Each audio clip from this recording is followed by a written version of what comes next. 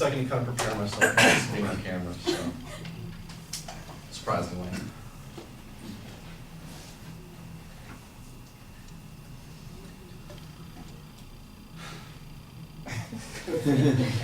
Sorry, guys.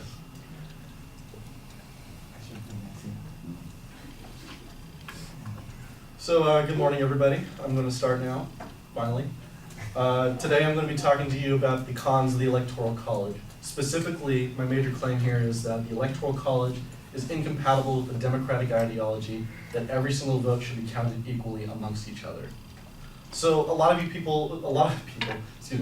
might not know exactly what the Electoral College is. There's been a lot of talk about it, especially since we're right now in the middle of a presidential election. So the Electoral College is made up of 538 electors. These are party officials that are selected state by state, and these are the people that actually cast our votes for president. When we actually go to the ballot box, when we actually go to cast our vote, we're actually voting for these electors to go and vote for us. There are 538 electors. You need 270 of these electors in order to win. So the first and major problem with the Electoral College is how it distributes its votes among the states. In theory, a single vote from each state should be equivalent to another vote from another state. And I need to preface this fact that saying that every single state automatically has 3 votes, and all votes are given out according to population. And the reality of this is that the vote from each state could be worth more than a vote from another state. According to Slate.com, the average electoral vote represents 436,000 people, but that number rises and falls depending on which state population you're talking about.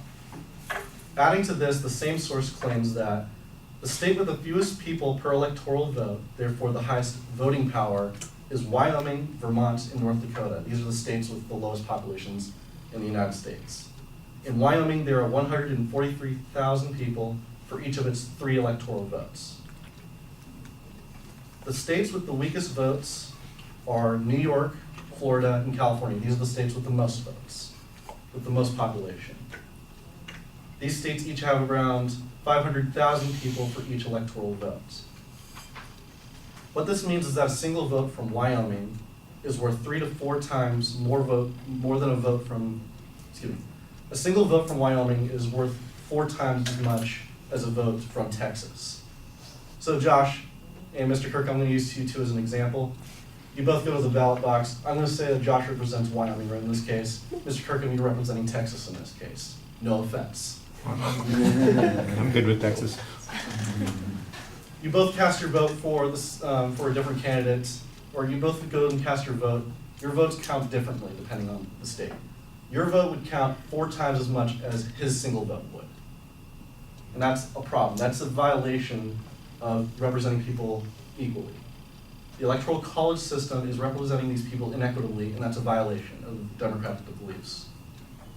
Now, supporters of the Electoral College say that this is how candidates focus on smaller states. It gives them more of a voice when it comes to an election, so that way the smaller states aren't discounted.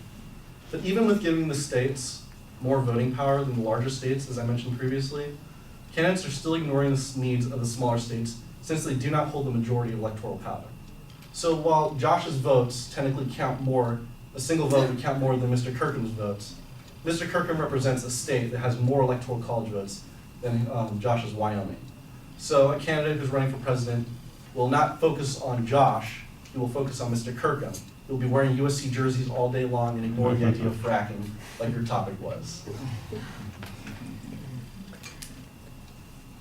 So, as presidential historian Alan Lichtman explains, you've got to have a majority of 270 votes in the Electoral College to win, and you can accumulate them state by state, with large states like California having the largest share of the Electoral College vote.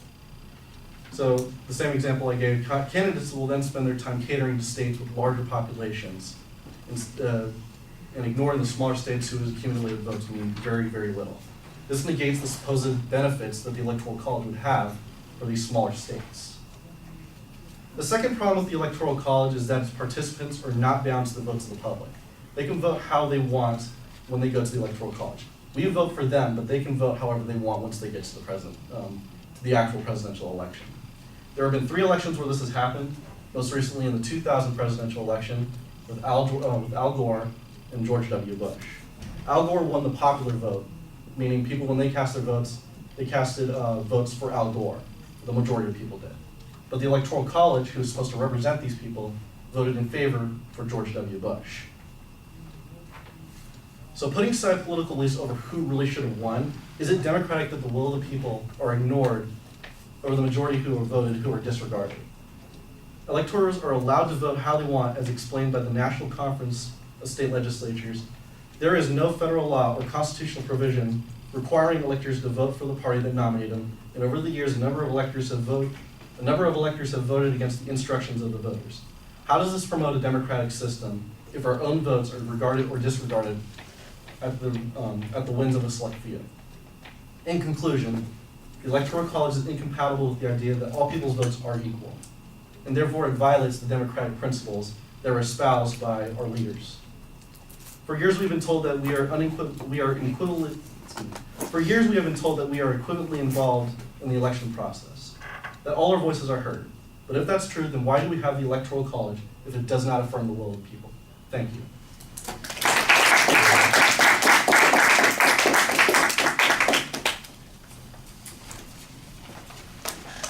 Mr. Kirk.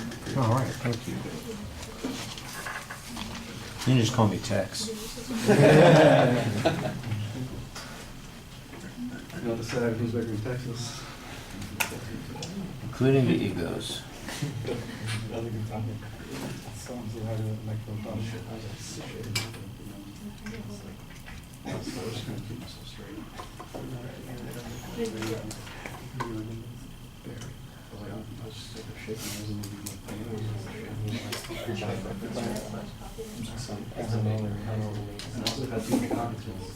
Problem is I don't drink coffee, so how's that happen? Too many beers in there. So I figured I don't drink water.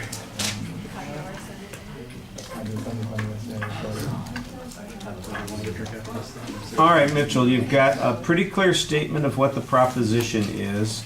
I do think that you need to talk a little bit more about the democratic ideology that you're saying is so important here. Because when we talked about this a little bit, remember the original function had less to do with democracy and more to do with the power of the federals and the states and all that kind of thing. So I think that that's probably where there's going to be pushback on this when the refutation speech comes up, because that's, I think, where the controversy is going to be.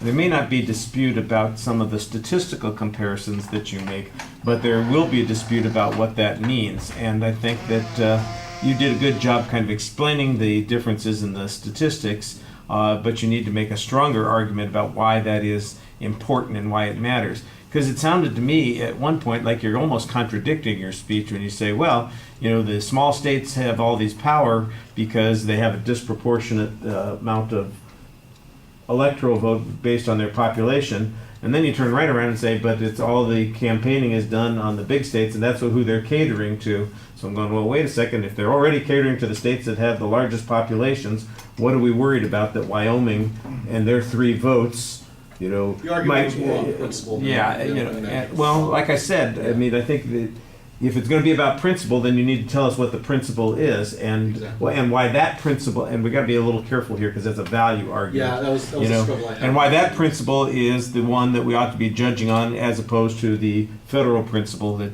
I think is going to be the response that the opponent's going to give on a lot of these points. On the second point, I think that, and I did think that you had it organized into 2 distinct points that you're presenting. You don't really preview those points, but you do signpost them as you get to each of them, so I appreciated that.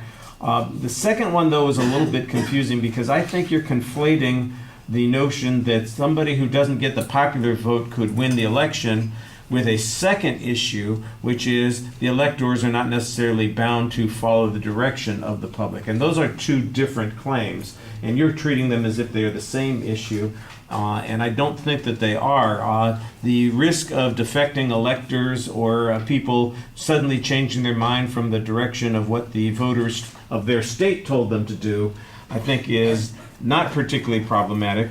The other argument, though, is the one that seems to be reflective of the thing that you're talking about, which is that we can get people who were elected who don't, the majority of the population did not support in the first place. And there's the example of 2000 with the Bush-Gore thing. And I think it would be helpful to have a little bit of follow-up on that to suggest why that is dangerous to democracy, what impact it would have. I think that's the other thing that's missing from the argument. Instead of simply describing what the system is, you have to tell us a little bit about what the harm is to this. And if it undermines democracy and people lose faith in their influence on the political system, that's something that you can point to and say that's the consequence of this. And I think, because nobody disputes that the Electoral College works the way you've described it, or that could have those particular kinds of outcomes. The question is that a bad thing? And I think you need to have a little bit more follow-up on that. Thought you did a nice job speaking to the audience. You seem like you perceived yourself as being a little more anxious than I think we perceived you. I thought you did fine. Well, my hands were definitely more nervous than I thought I was. Everybody gets a little bit nervous. Don't worry about that. We're all pretty friendly here. We want everybody to do a good job. And even though I sometimes come across like I'm really kicking people in the teeth when I'm talking, I always say nice things about people too. Nobody ever hears those things, but they are right there on the video. And so when you listen back to them, please make sure you pay attention to those. I do say the hardest part about this essay was probably making sure my claim was correct, or that my claim was an actual factual argument. That was the hardest part of That's tough stuff. speech.